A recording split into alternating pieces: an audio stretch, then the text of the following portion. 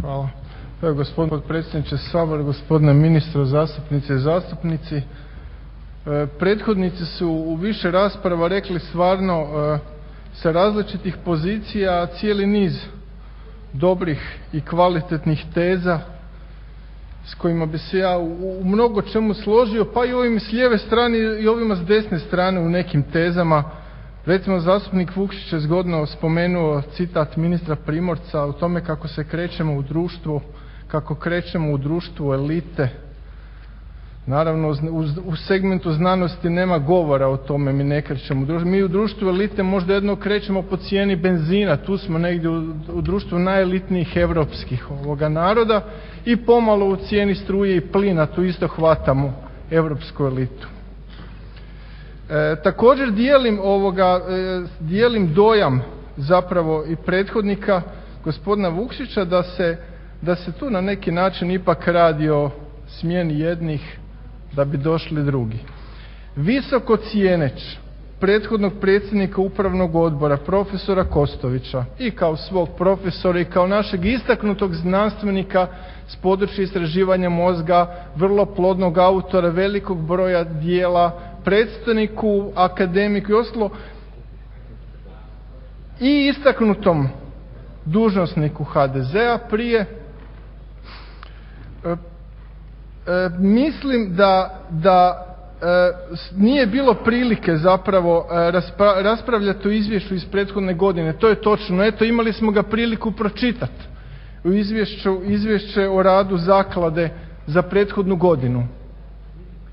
Ja zasigurno to izvješće ne bih pozitivno ocijenio. Vrlo je nejasno, vrlo je na čudan način napisano, financijski pokazatelji su prilično čudni i zaista stječe se dojam da nešto u toj zakladi treba mijenjati. Bez cijeneći dakle i predsjednika upravnog odbora i sve ostale ljude koji se tamo navode u upravnom odboru i u ostalim dijelovima znači te zaklade.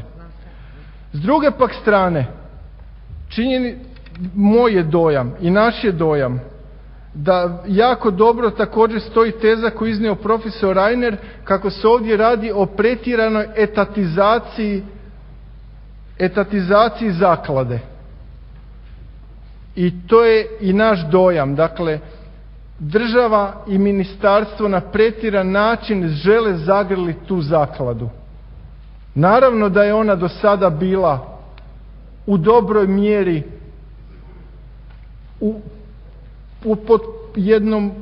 pod kontrolom jedne političke skupine, no ipak nije bila toliko obgrljena politički kao što je vi mislite sada obgrliti, zagrliti i čvrsto držati sa ovim prijedlogom izmjena i dopuna zakona.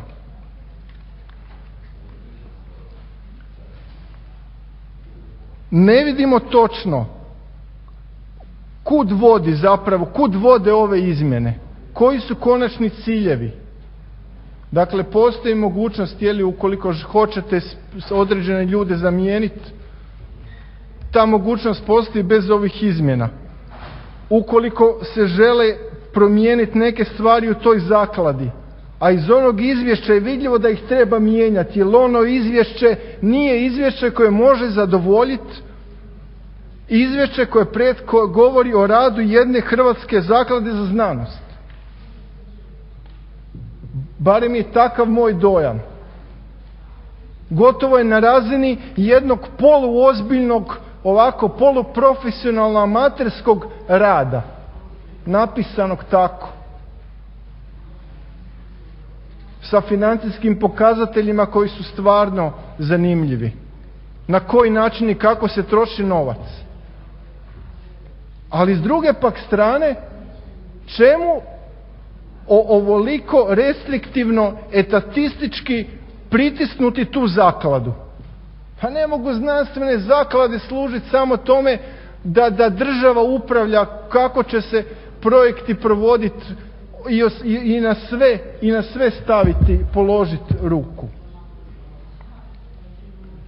Dakle, poduprli bi novi ustroj zaklade, ali ne bi bili voljni poduprijeti način državnog nadzora i nadzora ministarstva koji su uspostavljen nad zakladom. Stoga u slučaju ovog zakona klub HDSSB-a bit će suzdržan.